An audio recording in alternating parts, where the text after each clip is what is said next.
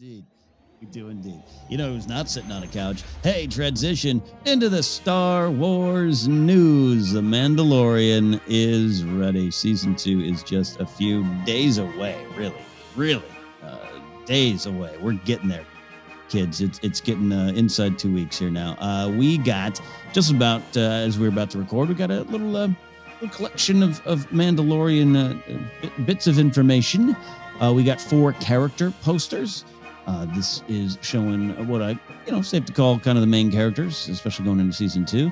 Greef Karga, Cara Dune, the Mandalorian, and the child. And one of them are adorable little paintings of the child I've ever seen. Just looking up at the camera, just all like, what do you think about these photos? Oh, I like them. They're great. I think the thing that is most intriguing to me is the background. I mean, the characters are great. The mood of the characters are great. Great to see the close-up of the Mudhorn insignia. Not the close-up, but it's just really prominent. His shoulders kind of turned, and it's catching the light on the Mando there. Looks like Cara Dune is. Looks like the character of Cara Dune might be under a fig tree having a hard time. There's some emotion there. Greef Karga looks badass. The child looks a little like he is posing for a royal portrait and getting bored. All sorts of great moods and great energy. But that background, this is something that I noticed in the trailer that I really liked. That looks like one of the scenes was in this kind of dark, abandoned urban area that had graffiti. And we've seen graffiti in Star Wars before. Like we've seen Sabine in particular, right? Tag things on purpose. And that is a real sort of defiant statement of, we are here, we are the rebellion, we are flowing and organic. But we haven't seen, to my recollection, a really like highly tagged area like you would see in an actual, real life urban environment on Earth. And I've spent a bunch of time looking at some of these drawings. It looks like behind Mando, there's maybe like a kind of a spray painted Gamorrean guard, a little bit of a chalk Gamorrean guard in a Rebel insignia starboard behind Cara Dune. I'm not even sure there's an interesting face behind Greef Karga, but I honestly can't make out exactly. It looks a little like a creature from the Black Lagoon, but I don't think it's that. But then the child, it looks like there's these really crude, shaky, sketchy, almost looks like Tusken Raider faces. So I'm just really intrigued by that. If it's nothing more than just a passing environment, it's a really cool addition to Star Wars lore and a great meeting of like a real world Earth thing, but from the Star Wars style. You got the different aliens and you got the Orabesh, and it looks like maybe some like this one thing behind the child looks a little like a symbol that I've seen associated with Mandalorians before. So all sorts of great juicy stuff in the background. Those are my thoughts. I love looking at that, and not are you looking for clues? Yeah, you can't help, but I just like what you're suggesting, that this could just be part of the landscape and the environment that they're in, and that would be slightly different, not just for background, but just working around the Star Wars galaxy. Tatooine's a little rough spot too, but just not that it's Coruscant and a deeper level. Obviously not saying that, but just like who you will meet. And this would, if there's a secret fighting league, this might be the type of area. Exactly. Yeah. I don't think I'm looking for any narrative clues. I think it's just world building clues, right? Mm-hmm. Oh yeah, totally. No, I'm with you there.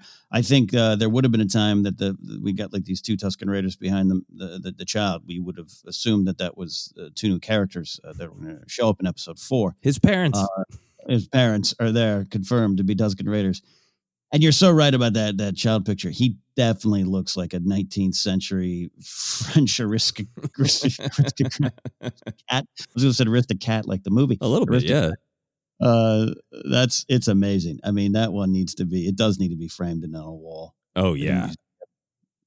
It's a great, God, this character. We did the main deep dive on the child last week. If you guys listened, if you haven't given a clue, this character just doesn't disappoint. Never. Every time I see him. Every time. It's like, it's another picture of the child. Amazing.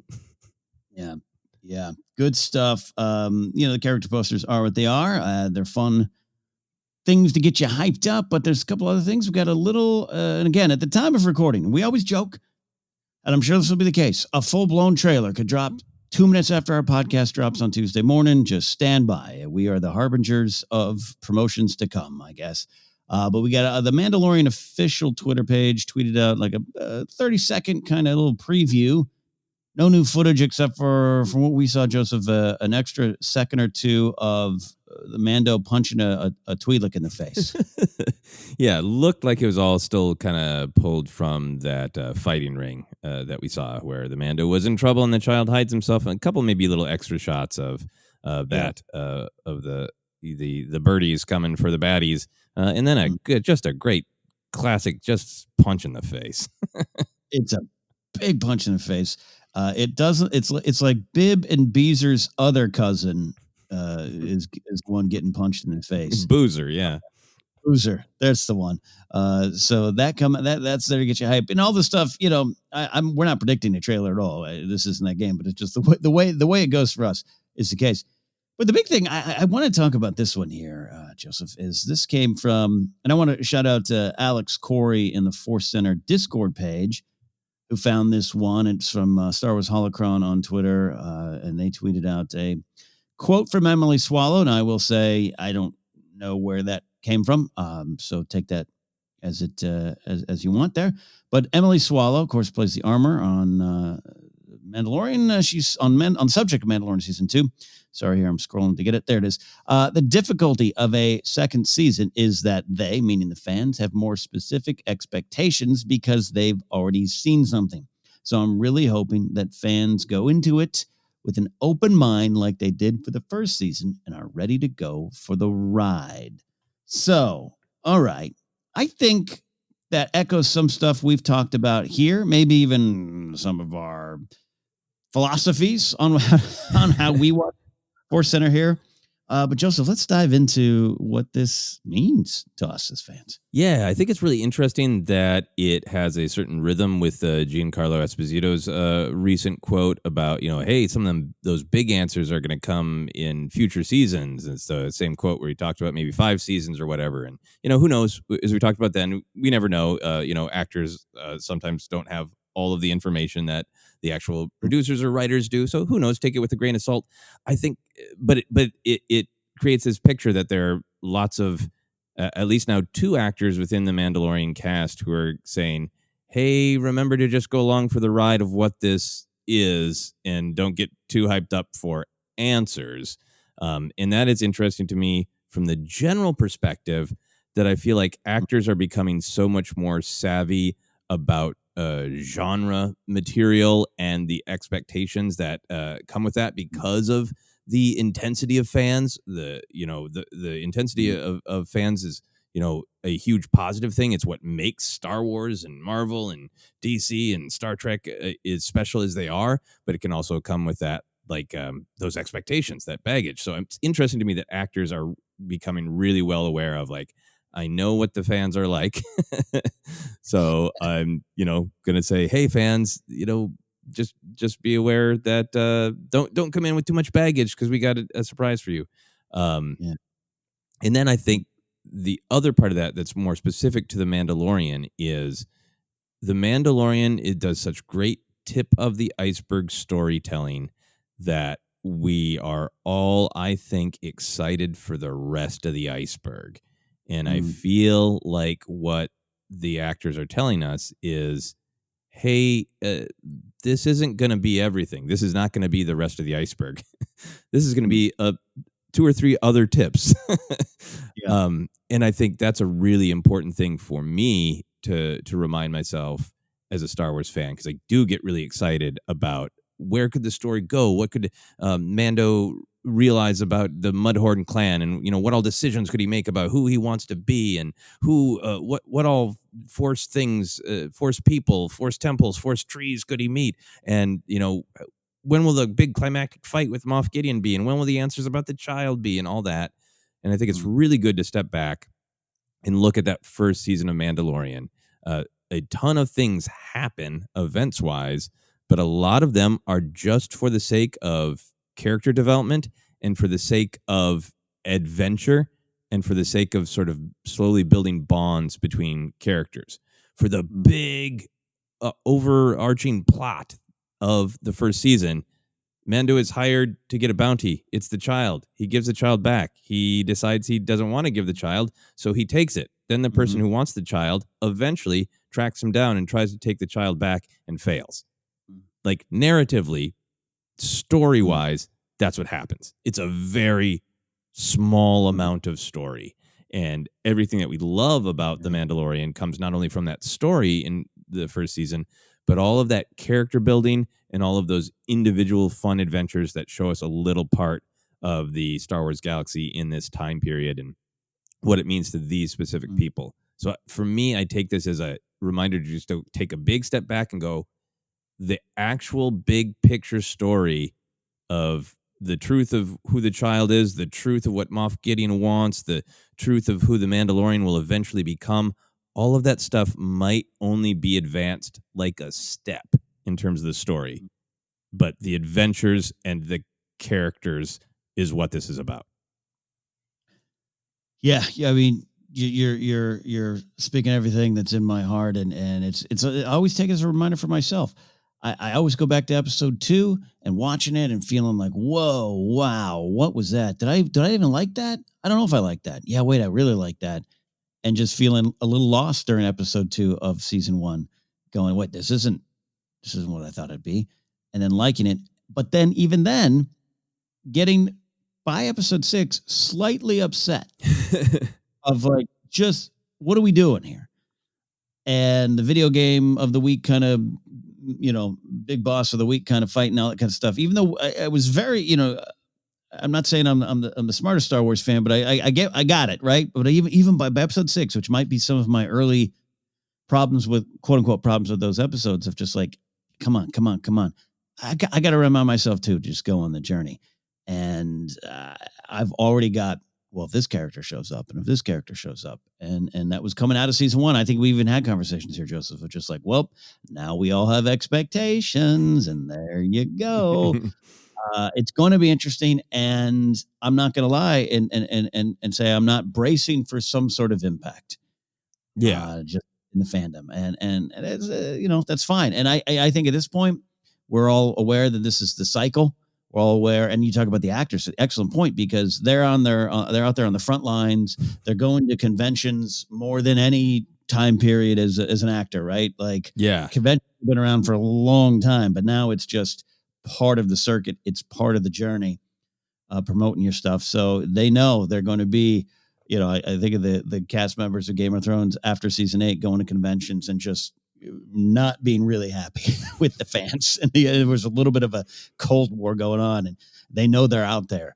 And they're the ones having to speak for the series. So I think that's interesting for, Giancarlo Esposito. I think great point for you to bring that into the conversation. And now this, that they're just, and it's not bad, right? They're not like, oh, you're not going to like it. They're just like, hey, we got some cool stuff. Let it happen. Yeah. Yeah, like think of the Ahsoka rumors, right? Which I tend to believe. Yeah. And if we went into the second season having no idea that Ahsoka might show up, and let's say that Ahsoka does show up, just for total theoretical argument, she shows up in episode 3 for 2 minutes at the end. It's a fun, brief moment. If we had no expectation that Ahsoka was going to be in there, it just would have been, holy bleep, Ahsoka on screen, amazing. But now that we've all been living with this rumor, we have all these expectations. And if Ahsoka is a 2-minute cameo, how upset are people going to be? And that is all about expectations, because we've had time to all individually think what we expect and what we want and what we dream of a live action Ahsoka. And it might be a 2-minute cameo. Yeah. I mean, I'm almost banking on that. Being good. Yeah, look, I going back to Game of Thrones, sometimes when a casting thing would pop up, I remember going into, what was it, season 6 with oh my gosh, why am I blanking on the lead guy from Deadwood? Why am I blanking on his Timothy name? Oliphant. No. Ian McShane. Ian McShane. Dear God. I'm shutting it out like I'm doing a trivia contest. trivia contest. Brad Dourif. No, when Ian McShane get cast in Game of Thrones, it was like, yes! And he was there for one great episode, one of my favorite episodes as Brother Ray, a show-only kind of character, kind of an amalgamation from characters. And that was for me going, oh, yes, Ian McShane's in Game of Thrones, 4-episode arc as this, and that's just the way it is. It's the way it is. And I love that we're there. I love that we have the excitement for this stuff. So, anyways, of all the Mandalorian news, this is the one that was the most interesting to me today, was Emily Swallow saying, yeah, pump the brakes, roll down the windows, turn up the music, and we're going to take you for a ride. That's right. I agree with the actor who performs the armorer. This is the way. This is the way. All right, so we're going to move on from Mandalorian news. Yes, I'm sure more will break, and it's the running joke that never ends here at ForceCenter. But we've, in fact, this was actually last week. After last week's episode on Tuesday, Del Rey tweeted out 40 tweets. That's a thread, man. 40 tweets of 40 excerpts from their forthcoming book coming out on November 10th, which is a certain point of view, The Empire Strikes Back edition. We all generally enjoyed the New Hope one. We'll talk about that. So they put out a lot of all the stories, the authors, the characters, what they're about. Any one of them grab you, Joseph, that you're curious about, and maybe one or two that you're not quite sure about? Yeah, as I was scrolling through them all this morning, I found myself really excited by the chapters about kind of known characters that we in the more intense Star Wars fandom are well aware of those characters, and getting to hear their perspective where we maybe haven't as much before. Torn Far in particular, I was really excited about. Veers, that's a character that I think a lot of people love. Obviously I'm aware of the Twitter handle Veers Watch. Great to hear a little bit more Veers perspective. Piet by Beth Revis. I love Beth Revis Rebel Rising, so I'm really excited to dive into Piet. That idea of this Wedge chapter where Wedge is like, where the hell are Luke and Han and Leia? All the people who always overshadow me. Like I've loved that joke of that joke and that true narrative thing of like, how does Wedge feel about being the Wedge, of the rebellion leadership? So I'm excited about that. Bosk on his hunt for Han Solo. Kevin Scott's story, which is looks like it's going to feature Jackson and Lobot interacting. I love Jackson, the rabbit, the space rabbit, and I love how much Kevin Scott loves him. And then the other one that really jumped out at me is the L3, jumping off of that quote in Empire Strikes Back that I think partially inspired L3 of 3PO saying, where did your ship learn to communicate? It has a peculiar dialect. So I think kind of grabbing them all together, what is interesting to me about those is really, for me, paying off that certain point of view of characters that I already have a little bit of an investment in, and going, I'd really like to know how they feel about their life in this adventure, and ones that are just kind of begging to be told. Like the L3, it feels like that's been teed up by the relationship between Empire Strikes Back and Solo. So it's not like reaching for the most obscure corner, it's like right there. So those are the ones I'm excited about. Yeah, I think we're right in the same spot. Veers and Piet, of course. I'm going to any insight into the Imperial officers. I'm intrigued by the Dengar and IG-88 buddy comedy that apparently we're going to hear about. Wilbur Hood is an expected one, so I'm keeping an open mind about the Jackson one, because I do love Jackson in terms of just a weird. Remember, there was a bunny in Star Wars type of reference, and that's been a case for a long time. And I know Kevin Scott works Jackson into a lot of things, including the Jedi Trials game show, everything that we just were watching. He put some Jackson references in those stories that I was writing. So I like all that stuff. I am intrigued by that. Just I want these. I love when these stories can just give me something that wasn't there. The L3 one as well, but that just I will always think about when I watch the movies. They don't dominate, they don't change the story, but they just, increase my understanding of the characters and enjoyment of what's going on around the corners. So I'll stick. I'm like you. The characters that I know. I'm open to. There's the one here of Socialite talking about Leia on Cloud City. I'm definitely interested in that kind of stuff. But I guess we should. The Obi-Wan one with this quote. I had hoped that dying would be enough to untangle me from the Skywalker's family issues. That I don't know what I feel about that, so I'm gonna definitely read to find out. And I wanted to ask you as an Obi-Wan guy, what do you feel about that sentence? Yeah, I like the concept of it, and I really want to see where it goes. To me, that sentence is a fascinating choose your own adventure of where it's going to go. If you read it to me from the perspective of the Obi-Wan Kenobi who can be a little grumpy and kind of express it in a sort of grumpy, like if that's the Obi-Wan who says, who's more foolish, the fool or the fool who chooses to follow him, it's kind of like, or the Obi-Wan who kind of teases Anakin every time he loses his lightsaber. If it's a sense of humor of like, I can't believe my entire Jedi destiny has just been dealing with this family. If it's having a sense of whimsy about it and a sense of irony to cope with the pain, great. If you turn to page 37 and it's actually really sincere of like, this isn't what I wanted, I don't want to be stuck with this, that might be taking it a little bit too far for me, is my taste as an Obi-Wan fan. Yeah. Oh, and I have to mention John Jackson Miller getting to write Rey Sloane again. Her appearing in the Empire timeline will be interesting for me. I think a lot of people looking forward to that one. Big agree with that one, because I think that's another opportunity of this is if a character who in newer canon should have been around then, that's great. Same thing as L3.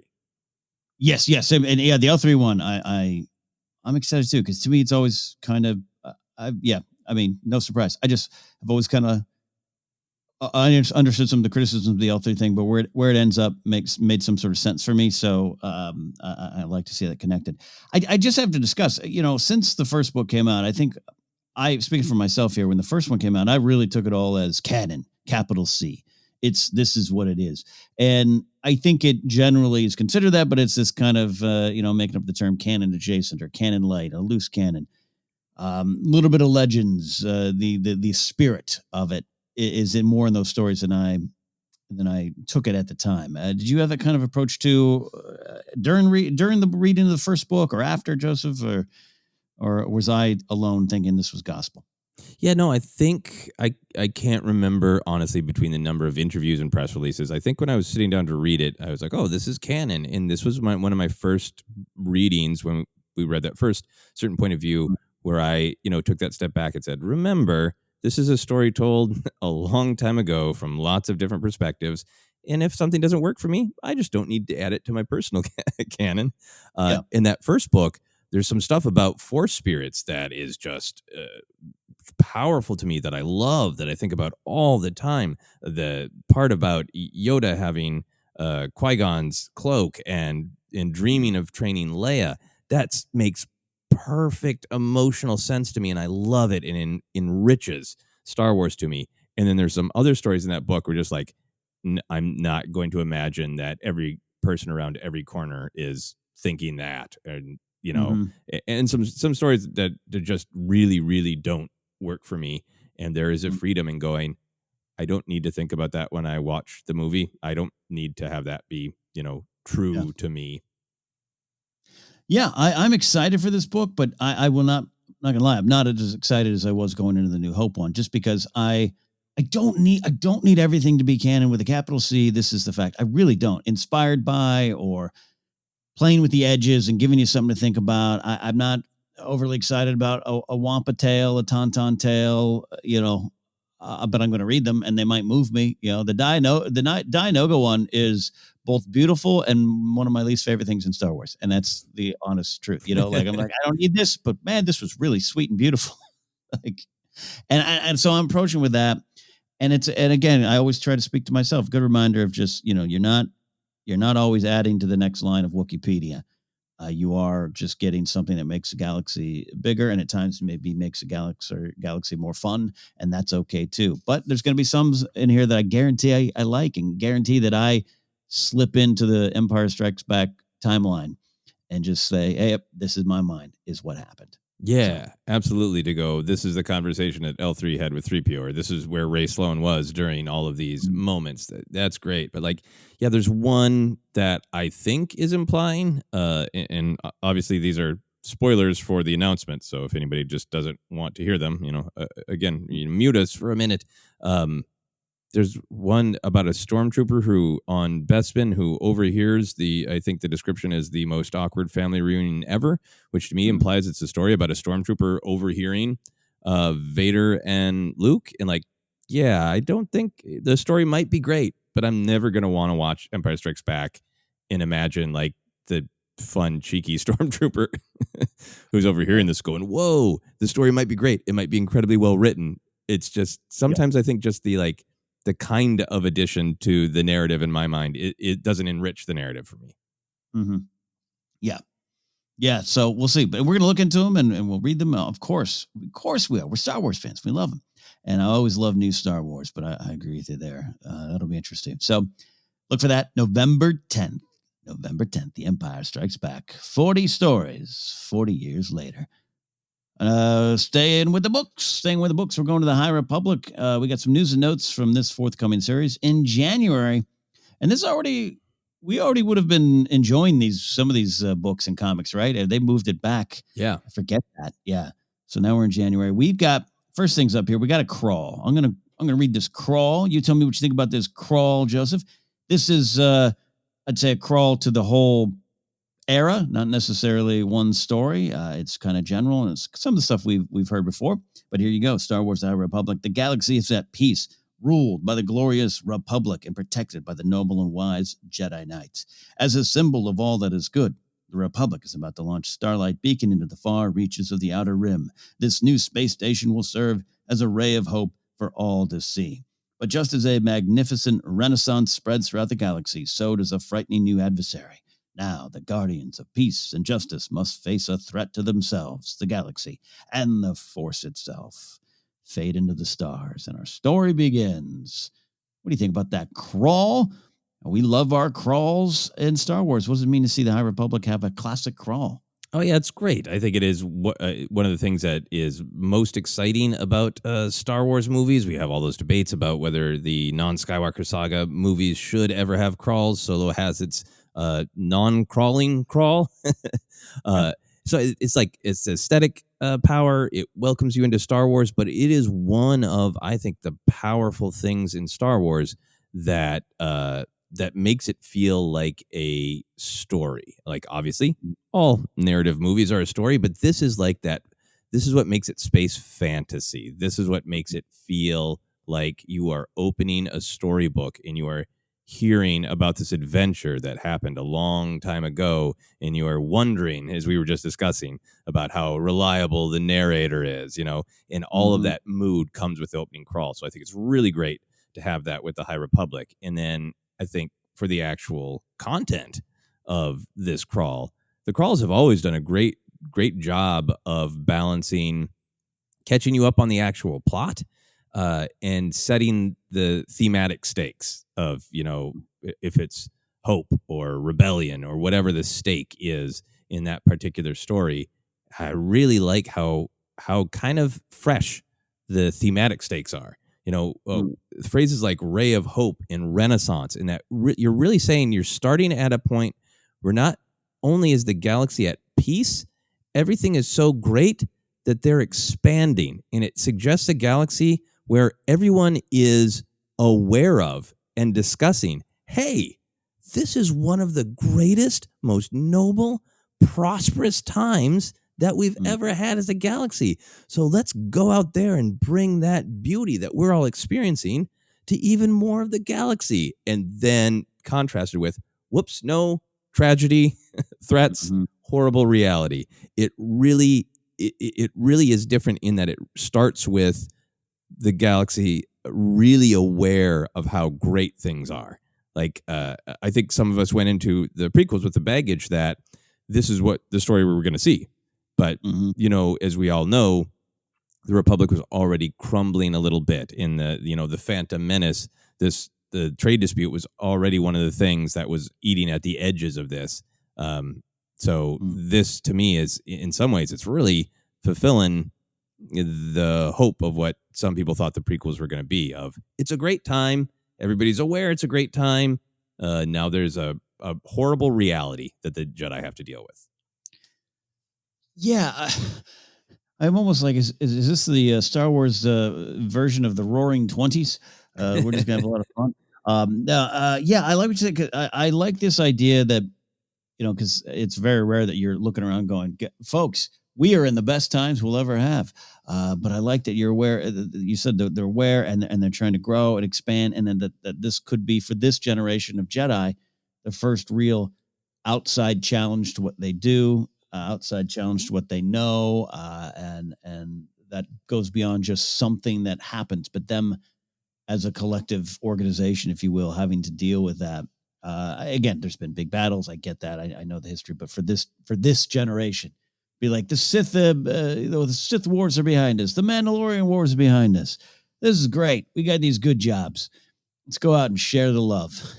Hey, problems arise. Just something I like that as each Jedi figures out how to deal with that, and this crawl kind of sets it up for me in that way. Yeah, yeah. In terms of kind of like real world, how we talk about our own history, like I wasn't alive then, but the way we talk about the early Kennedy administration, the way it was literally called Camelot, right? And you had this young, handsome president, and the whole world was fascinated with the first lady, with his Mm-hmm. interesting and elegant and beautiful wife, and it felt like this new dawn for America. And then, bam, the assassination and the sort of the reality of a lot of things going on in America bubble to the surface, and that mood is really interesting to me.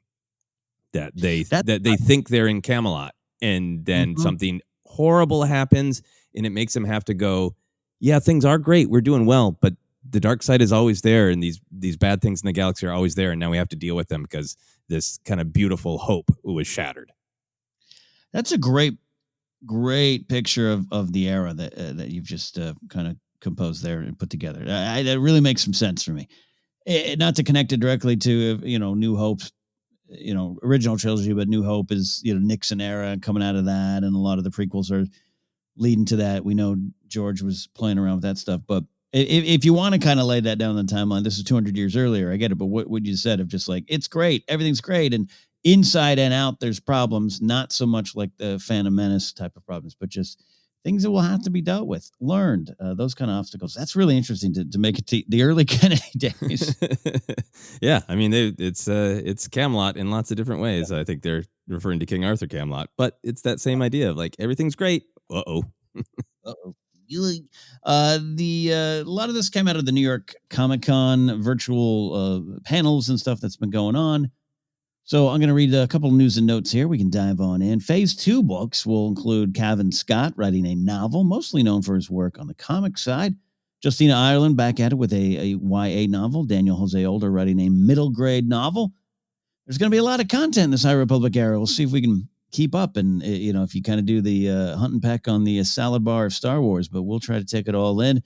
There's a lot of stuff about connections to the Force, Joseph. I want to get your thoughts here. Avar Kriss perceives the Force as music. The Wookiee Jedi perceives the Force as a large forest, and they're kind of a tree or a leaf in that forest. Claudia Gray has said she's written two kind of characters. One, a Matthew McConaughey with a spaceship type character. We don't know if the Force is connected to that character, but Claudia Gray has written a Jedi that is less in tune with the Force and has to work hard to connect. So I love that we're going to be getting a lot more of what it actually means to these individual Jedis, and they can still bring their perspective to the organization. Yeah, yeah, I absolutely love hearing this. One of the things I've said all along about High Republic that I'm most excited about is really taking time to dive into the individual characters and perspective of the Jedi. I do think we get a little bit of that in the Clone Wars animated series, but there are parts of it where, like, well, they're all pretty stand up and noble, and we mostly spend time with the Jedi who are a little bit more reckless, and sometimes it can just feel like the Jedi are in lockstep. But I really like the Jedi being very different characters with very different perspectives, and this is already paying that off. The Claudia Gray thing is literally a thing that we have talked about on ForceCenter, going back a while, of like, when we get great listener questions about like, what kind of Jedi do you want to see? I said, I want to see a Jedi who are like, yeah, I can feel the Force. I can manipulate the Force. I'm not that powerful, because Yeah. we stay with the powerful characters so much that it's great to have it be like, I can do it. It does not come easy for me. And that thing that Anakin Skywalker just did, nope, I could never do that. That's a fascinating character to me. It's fascinating to me. This is not necessarily what you meant by that back then, or what Claudia Gray has written, but the idea of, you got the Jedi, you got this big Jedi temple, and you got Jocasta Nu. Everyone always makes fun of when they first learn, and some people still learn. And I'm talking about people in our generation of fans who are like, wait a minute, there was a librarian, and there's that kind of joke, but it's like, that makes sense. Yeah, the Jedi Temple guard makes sense, of just an in-house kind of guard of what's going on there. To me, there's got to be a Jedi head chef. Oh, There's yeah. got to be a Jedi maintenance team, and so if there's a Jedi who's like, man, I just cannot do the flippity flips, but I can really, really spit shine this kitchen. Let me do it. It's like, I don't know. Yeah. I'm not. I don't want to just be like a joke, but just different kinds of Jedi, especially during this era. I think you can explore it more than when you got to move and whiz bang through a movie, Yeah, absolutely. And in this more peaceful era, if there's a Jedi who's like, in terms of like your just power in the Force, you're how quickly and easily you can throw things around, and you can block blasters while also throwing things. Like, yeah, you're not that connected with the Force to manipulate it, but you're a great diplomat. We don't encounter that much violence. Go out there and you'll be fine. Yeah. That's intriguing to me. Yeah. Good stuff. This final couple. Here, final. Many references to the High Republic have already been placed in other Star Wars stories, and have yet to be discovered. There's some that we all have just read, whether it's comics or some of the books already. It's very clear. Like, characters are going, remember the High Republic. But I am excited to know that there are many that I've missed. I want there to be just a ton that I've missed. I think that's going to be a lot of fun. I'll probably have to wait till Alex puts out a Star Wars Explained video of all the connections. Get on it, Alex. But you know what I mean? Like, I think that's fun that some answers are clues, more than answers, clues are out there. And then I don't even know. That excites me as a Star Wars fan. I don't know about you. Yeah, absolutely. Like, I always thought that maybe the monolith thing in the second Alphabet Squadron book might tie in, but I kind of feel like I don't think people would miss that. It's a pretty big thing. It occurred to me that maybe some of the I wonder if any of the accident in that happens at the beginning of High Republic is going to add to the chaos of the unknown regions. That would be interesting to me. But beyond that, like, I have no idea what little planet or little character or little moment was referenced, and I'm with you. I look forward to Alex's video. Yeah, that's the one I have to get ready for. So there's some look at the High Republic material coming in January. I'm getting excited. Like, I'm just excited because we're starting to get ideas and characters and lightsabers. Well, I still really don't have an idea of what this is going to be, and that excites me as a Star Wars fan. So I think you're probably in the same spot, Joseph, learning about cool Jedi robes and what they're going to do with them. Yeah, in that last part of the crawl, the threat to the Force itself, I love that is going to force the Jedi to look philosophically at their own view of the Force, and I like that I'm not exactly sure what that means, narratively. How is this going to be a threat to the Force itself? I'm really excited for that, too. There you go. Star Wars, the High Republic, Camelot. That's what we've just now renamed it. Final tidbit of information. Not a lot, but I had to include it because, we're doing a Star Wars podcast with Joseph Scrimshaw. You got to talk about Kenobi. Kenobi. A tidbit of Obi-Wan news came from Ewan McGregor appearing on the Graham Norton show.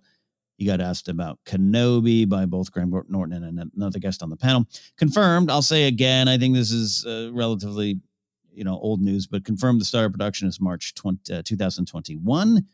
We know they're going to be shooting on the volume or something like the volume.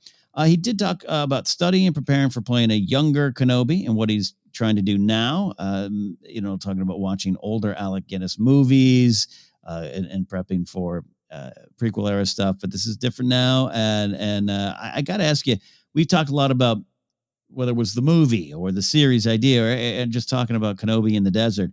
I know you have a lot of thoughts on that there. What are you expecting of this version of Kenobi in terms of performance, speed of the character? Is he breaking down? Is he slow? Is he closer to the let me sit down on this rock or log?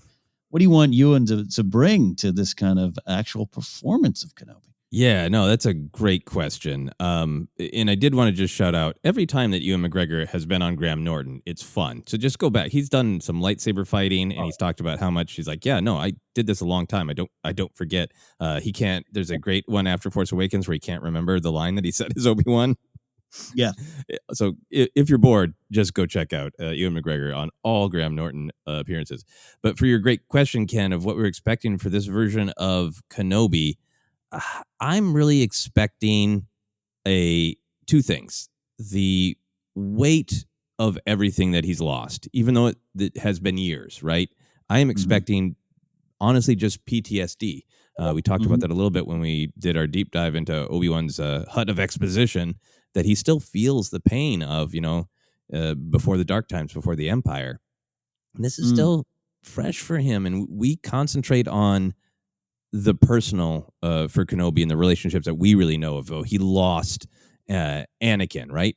But he lost everything. That temple was his home. He grew up around all of those Jedi who were slaughtered. They're gone. The Force probably feels different to him in his bones. So I think that there's going to be a little bit of, we've always talked about the Kenobi movie might feel a little bit more like an indie movie I expect some beautiful shots of him trying to keep going forward while staring at those twin suns and just feeling it. So there's that side of it, the PTSD. And then I think there is the other side of it but I do have a mission now. It is to watch over the next generation. So trying to find purpose and joy and hope in his current assignment as a Jedi. I think those are kind of the balance, that a little bit of that, like I still want to be out there doing things, but I know this is what I need to be doing right now, and fighting off the weight of the horror. Yeah, a lot of stoic staring into the twin suns. It's what I want. Just tapping into, Ewan's talking about, joking even about being a little bit older and closer to Alec Guinness in age now, from A New Hope. But you and I have always talked about the turning of the page of Kenobi as a character, looking back on his failures, maybe trying to correct those, but then looking ahead. And that's just, speaking very general about what we think this might be. So if that can be just even down to the physical side of it, not that I want this to be him just fighting space pirates or water thieves or evaporator thieves, but just like things that oh man, it's starting to hit me that this isn't my fight anymore, even though I want it. And obviously going to be something big, and I hope there's a confrontation, with Vader or anything like that. Any in the rumors we've heard before, we're talking rumors from years ago, or whatever the big thing is. I'd love to see him play those little things of just that Kenobi. When you and I broke down that hut scene recently in ForceCenter Cinema scene, just looking in the background of what's hanging in Kenobi's hut, just a memory of things, and that he can now fondly look back and look forward, get a little momentum for his new mission. And I can't play baseball anymore, but I can coach it. That's a transition I want to see physically.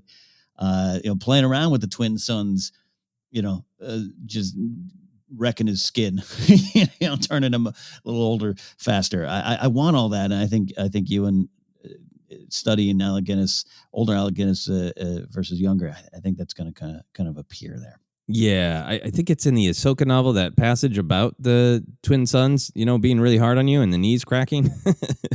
Yeah. And I do. That's one of those things that could be a joke of like, how did he age so fast? But I like it. It feels right for what he's going through in life and for the reality of it. It's a desert world with the two sons that I really would like a little bit, without being too jokey about it. I'm getting too old for this bleep of like, he isn't moving. He's communing with the Force, with the cosmic Force. He is not using the living Force a ton, and it's wearing on his body, and it's wearing on his connection with the living Force. Is all really interesting thematic stuff. And, Ewan McGregor's got that classic Harrison Ford charm. Like, Harrison Ford changed the action movie world forever when he played the pain of being an action star. And I know Ewan McGregor can play the hell out of that, of absolutely cool Obi-Wan move when he needs to do it. And then damn it. I beat them all, but one of them got a shot off of my shoulder because I'm too slow now and it hurts. Yeah, look, you and I are still very young, right? We're still very young, gray in our beards. Like I have older friends who are like, you ain't know nothing yet, kid, because they're in their 60s. But it does something to you. And if you're younger and you're listening, this isn't just gather around, let me tell you a story. You look in the mirror and you're fine. You're like, I like this gray beard. I like this. But you're like, man, did I waste my 20s? Did I do that right? Man, it was there and gone. Like all those kind of things. Time flies. It blows your mind. And for have Kenobi to deal with that in a real world way as well, but going, man, that in that time period before, when I met Anakin and 10 years before the Clone Wars, like what could I have done better? And looking back, I want some of that again, like you said, not in a jokey way of like, look at my face, man, this is bad, but just it does, it sends you down an emotional journey sometimes. Down an emotional path when you see a picture of yourself on Facebook just 4 years ago and you're like, oh, that's it. I don't even know who that person is. Not to go down too far. I don't need this to be Star Wars, the middle-aged person story, but it is Kenobi. That's where he is. And I do want some of that there. Yeah. I mean, I think there's just an honest real life thing that can be translated to the Force in a very interesting way too, which is use it or lose it, right? If you keep active, you still age, your knees still hurt, your back still hurt, but if you keep active, you feel you have more energy and you can keep doing some of the things you did when you were younger longer. And if you just sit in a hut, not so much. And that's really interesting on a philosophical level as well, of use it or lose it. I love that. McGregor joked about, hey, it's not just me in it. There's going to be other characters. So outside of you and I have talked a lot about Owen and Beru and Joel Edgerton. We would just love that dinner table scene or running into Owen and Beru at a shopping mart and them getting mad at him or Owen getting mad at him. And other characters, we could maybe guess about some other bigger characters, whatever. But I want to know too, for you, especially a Kenobi fan, to the level you are, Joseph, what type of characters do you hope interact with Kenobi? So is it going to be, do you want a new sassy droid? Every Star Wars story got a new sassy droid. Bounty hunter showing up makes some kind of sense at a bar. A gangster, that obviously makes some sense. We definitely want another bartender or maybe Wuher himself. Have you thought about the type of characters you want to see? Yeah, your list is great, Ken. A young Wuher for sure. A slightly younger Wuher would be great, or any bartender, because Kenobi in a bar is a tradition. I love that. Sassy droid might be interesting since Kenobi doesn't seem to have a ton of respect for droids. So bartender's high on my list. Another kind of character I'd like to see is some sort of trader or townsperson that Obi-Wan likes. Like actually enjoys chatting with in the same way he enjoys chatting with Dexter Jetster, but also feeling that sad push and pull of like, I really like talking to this person. I can't hang around with him too much or let him know too much about me, because it's dangerous. So I'd like that. I definitely, for big, like, oh wow moments, I would love to actually see or hear Obi-Wan commune with Qui-Gon just directly.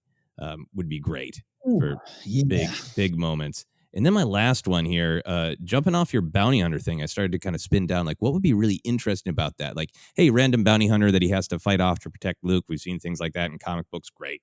I'd love that. But there'd be some real weight if it's a bounty hunter who just was like, maybe it's not even a conflict. Maybe it's just Obi-Wan needs to go into town and a bounty hunter looks over and like, wait, I know that guy. That guy kicked my ass during the Clone Wars. And if like a bounty hunter who knows Obi-Wan, who has a grudge against Obi-Wan, is not like actively like hunting Jedi, but just like, damn, is that him? I think there's something about Obi-Wan not, kind of having to outrun his past and not really being able to, that I think is going to be at the center of this story. So, it could be Embo. I love Embo. I'd love to see a live action Embo. It could be a bounty hunter we've never met or heard of before. But I love that idea of like, hey, wait. Didn't you kick my ass during the Clone Wars? And that being like a problem for Obi-Wan, because then this bounty hunter is coming for him and he's got to deal with it, but, can't reveal himself too much. I'd love that. That makes a lot of sense. You're on Tatooine. You're on Mos Eisley. You're in Mos Eisley if you do go to town and, a scum and villainy hangout. And it's not too long ago that you were punching scum and villainy in the face. Yeah. No, my name's Ben. No, it's not. Yeah. It'll be fun. That could be You fun and good. force pushed me off a ledge. My knee still hurts, you ale. Have a drink. Have a drink. So there you go. Our look at Obi-Wan Kenobi. I'm super excited for this series. Just can't wait. But I also want to stay in the present and not slip too far ahead in my mind with time. Kids, it goes fast. We got some Mandalorian news, High Republic news, the Empire Strikes Back book, a lot out there. But that concludes our look at news today. Before we take a quick break to reset, we're going to do a ForceCenter Recommends, an audiobook we think you should try out on us. Joseph, what do we have? Yeah, since it's October, it's spooky season, and I like spooky season. I wanted to recommend a spooky book, and that is Lords of the Sith by Paul S. Kemp. Do it. It's still one of my favorites. Download your free audiobook today. Go to audibletrial.com/ForceCenter. Again, that's audibletrial.com/ForceCenter for your free audio book. All right, we're going to take a quick break. On the other side of this, your cues, that's questions. That's what we learned in today's episode. Stick around. This is ForceCenter.